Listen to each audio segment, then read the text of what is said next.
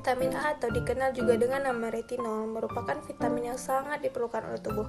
Selama ini, kebanyakan dari kita mengenal vitamin A sebagai vitamin yang berfungsi untuk mata. Namun, sebenarnya fungsinya juga banyak. Retinol adalah bentuk hewan vitamin A yang disimpan di dalam hati setelah penyerapan dan digunakan oleh tubuh ketika dibutuhkan. Dengan menelan buah-buah tertentu seperti sayuran, biji-bijian, dan suplemen, Anda dapat memastikan asupan vitamin A Anda terpenuhi. Rata-rata, orang harus mengkonsumsi setidaknya 900 mikrogram vitamin A per harinya dan tidak lebih dari 3000 mikrogram.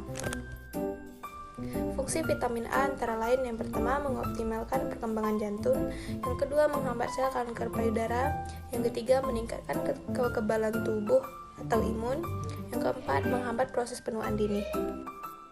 Manfaat vitamin A: menjaga kesehatan mata, meningkatkan pertahanan alami tubuh seperti membantu sistem pencernaan, peningkatan produksi dan kerja sel darah putih, memperkuat respon antibodi, dan memulihkan fungsi permukaan mukosa.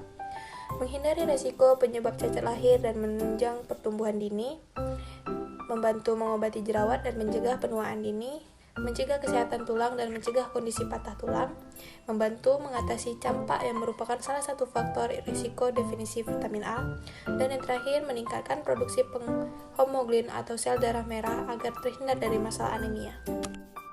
Macam-macam sumber vitamin A bisa didapatkan dari sereal, umbi-umbian, biji-bijian, sayuran, buah-buahan, hewani sumber vitamin A, dan juga hasil olahan selain vitamin A.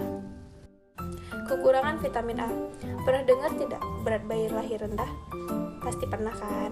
Nah, berat bayi lahir rendah ini yang terjadi dapat memunculkan adanya kekurangan vitamin A.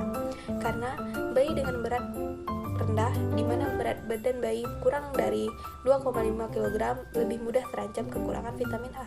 Pada perkembangan umurnya, jika sang bayi tidak segera ditangani mendapatkan asupan vitamin A, penyakit seperti rabun senja, sklerosis kornea akan dideritanya. Kemudian penyakit lain seperti penyakit paru-paru autoimun dan ISPA. Penyakit paru-paru ini akibat kekurangannya berbagai vitamin termasuk vitamin A. Biasanya, penyakit autoimun pada paru-paru ini menyerang orang dewasa yang punya kebiasaan merokok. Namun, dapat juga menyerang bayi jika kekurangan asupan vitamin A.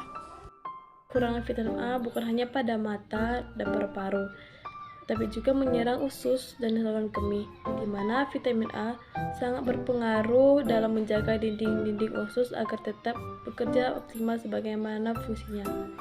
Jika dinding usus saja terganggu akibat asupan vitamin A yang berkurang dan mempengaruhi penyerapan air dan nutrisi pun terganggu. Akibatnya terjadi infeksi saluran kemih karena kurangnya penyerapan air yang optimal setiap harinya. Kekurangan vitamin A juga menyerang pada kulit. Kekurangan vitamin A dapat menurunkan kemampuan sel-sel kelenjar memproduksi dan akan digantikan oleh sel-sel epitel yang bersisi dan kering. Hal tersebut menyebabkan kulit menjadi kering, kasar, serta luar sukar sembuh.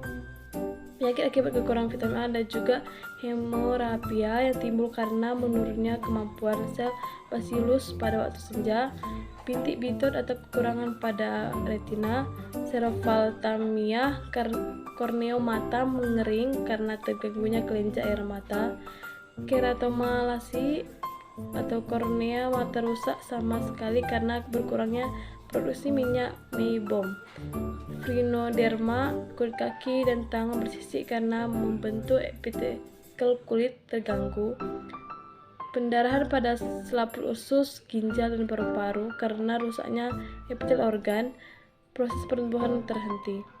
Kelompok rentan kekurangan vitamin A yang pertama adalah bayi dan balita, ada kedua anak-anak, ketiga remaja, yang keempat ada ibu hamil dan ibu menyusui. Pencegahan dan penanggulangan kekurangan vitamin A. Prinsip dasar untuk mencegah dan menanggulangi masalah KVA adalah menyediakan vitamin A yang cukup untuk tubuh. Selain itu, memperbaiki kesehatan secara umum turut pula memegang peranan seperti Pratiwi 2013. Menurut Pratiwi 2013, dalam upaya menyediakan vitamin A yang cukup untuk tubuh, ditempuh kebijaksanaan sebagai berikut.